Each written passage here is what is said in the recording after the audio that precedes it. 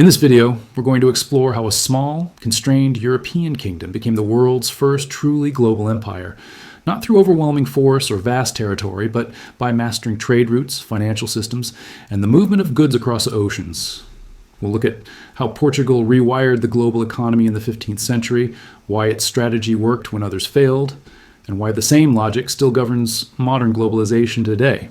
Portugal did not become the first global empire because it was powerful in the traditional sense. It became one because it had very few options left.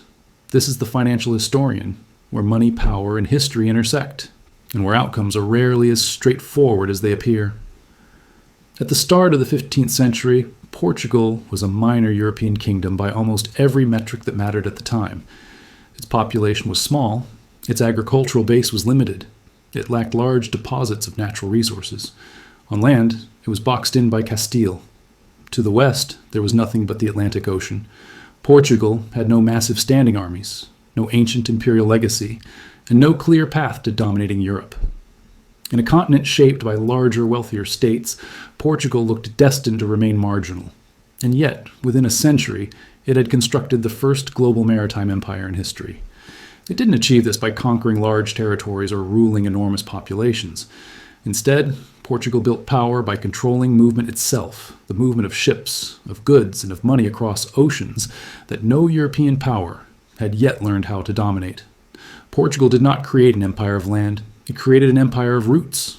To understand just how radical this shift was, we need to understand how wealth functioned in Europe before Portugal changed the system. In medieval Europe, long-distance trade was slow, fragmented, and overwhelmingly land-based. Valuable goods like spices, silk, and precious metals traveled along extended overland routes that crossed multiple regions and political jurisdictions. Every transfer added cost. Every intermediary extracted a margin, risk compounded with distance. By the time pepper, cloves, or cinnamon reached European markets, their prices had increased many times over. Control over these routes meant control over wealth.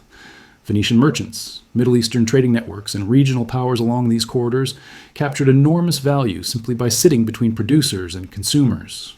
Europe did not lack demand. It lacked access. Portugal's leaders recognized this distinction early. They did not ask how to grow spices or manufacture silk. Instead, they asked how to bypass the system that made these goods prohibitively expensive in the first place. Portugal's geographic position mattered here. Sitting on the western edge of Europe, it already faced the open ocean. Other countries technically shared this advantage. England and France also bordered the Atlantic. But geography alone isn't strategy. England was deeply entangled in continental conflicts and internal political struggles. Its power structures remained land-focused. Portugal, by contrast, had relatively secure borders and limited alternatives. Precisely because its options were constrained, the Portuguese crown made a decision others avoided. It turned the ocean itself into a matter of state policy. Exploration was not accidental. It was institutional. Ships were not side ventures. They were treated as national infrastructure. The central question became whether the ocean could be transformed from an obstacle into a commercial highway. That transformation required patience, capital, and a tolerance for uncertainty.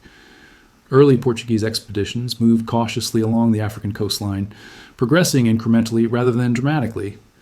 These voyages mapped winds, currents, and coastlines. They gathered data. This was not romantic exploration. It was systematic experimentation. A ship, in this framework, was not a gamble. It was a capital investment. Each voyage generated information. Each failure improved future outcomes. Navigation techniques evolved. Shipbuilding designs improved. Financial practices adjusted to account for longer timelines and higher risks. The Portuguese crown and merchant elite treated exploration like a portfolio, accepting losses in the short term to secure dominance over time. Figures like Prince Henry the Navigator emerge here, not as solitary visionaries, but as coordinators of complex systems. He did not personally discover routes. He organized funding, talent, and knowledge. Cartographers, sailors, astronomers, financiers, all aligned toward a single objective: expand reach without overstretching force. Portugal was not trying to conquer Africa. It was trying to get around it. The critical realization was that sea routes could compress distance in a way land routes never could. A single ship could transport immense value at a fraction of the cost of overland caravans. Spices were perfect for this model: compact, durable, and extraordinarily profitable. Whoever controlled the route controlled the price. This is where Portugal's strategy diverged sharply from later colonial empires. Portugal did not pursue mass settlement. It did not aim to dominate large inland territories. Instead, it focused on choke points, ports, straits, and coastal hubs where trade had no viable alternative. Fortified trading posts appeared along strategic locations: West Africa, the Cape of Good Hope, the Indian Ocean rim. The logic was simple. If you control the doorways, you don't need to own the entire house. Portuguese ships didn't just trade. They taxed movement. They enforced licenses. They embedded themselves into existing trade networks and extracted value from every transaction that passed through. Local rulers often remained in place. Cultures continued largely unchanged. But the flow of goods now moved through Portuguese-controlled channels, or paid the price. This was empire without extensive administration, power without sprawling bureaucracy. By the time Portuguese fleets reached India at the end of the 15th century, the system was already operational. Ships sailed with state backing. Merchants operated under royal licenses. Profits flowed upward. Risk was distributed across the network, while rewards concentrated at the center. And crucially, Portugal understood something many later empires forgot. Logistics mattered more than ideology. There was no universal mission to rule the world, no grand civilizing narrative. The objective was narrow, precise, and economic. Control trade routes, undercut competitors, extract margins. Few things define a global empire more clearly than knowing exactly what you're not trying to be. The consequences were transformative. European markets were flooded with cheaper spices. Venice's dominance weakened. Overland routes lost relevance. Power shifted from land-based intermediaries to maritime states. And for a brief but decisive moment, Portugal stood at the center of the global economy. But ships and spices were only part of the story. Finance was just as important. Long-distance trade demanded new financial tools. Letters of credit replaced physical cash. Profits were realized months or years after initial investment. Risk had to be managed across continents. Portugal pioneered early forms of global accounting, tracking goods, debts, and returns across vast distances. In effect, it built one of the world's first integrated global supply chains. This is why Portugal's empire, despite its modest population and limited territory, exerted outsized influence. It didn't need to rule everyone. It only needed to be unavoidable. The system worked extraordinarily well, but it was never designed to last indefinitely. It was built to extract value faster than competitors could adapt. For a time, that was enough. In 1498, Vasco da Gama rounded the Cape of Good Hope and reached the Indian Ocean, completing the final link in Portugal's global chain. What followed was not exploration in the romantic sense. It was enforcement. Portuguese fleets arrived as gatekeepers. Trade was no longer governed solely by markets. It was regulated through contracts, licenses, and cannon fire. The Cartaz system required ships in the Indian Ocean to carry Portuguese naval passes. Trade without permission was redefined as piracy. This wasn't about owning territory, it was about owning permission. For a brief window, Portugal controlled a disproportionate share of global spice trade with a fraction of the manpower later empires would require. Lean, efficient, and relentlessly focused, the empire reached its peak. But systems built on choke points invite challenge. As profits became visible, other European powers paid attention. Spain, followed by the Dutch and the English, studied Portugal's model carefully.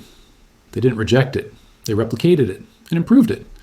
Larger populations supported larger fleets. More advanced financial systems mobilized more capital. Joint stock companies distributed risk in ways Portugal's crown-centered system could not. Portugal had built the road. Others widened it. The limitations were structural. The empire depended on constant naval superiority and uninterrupted logistics. Ships traveled enormous distances. Crews died.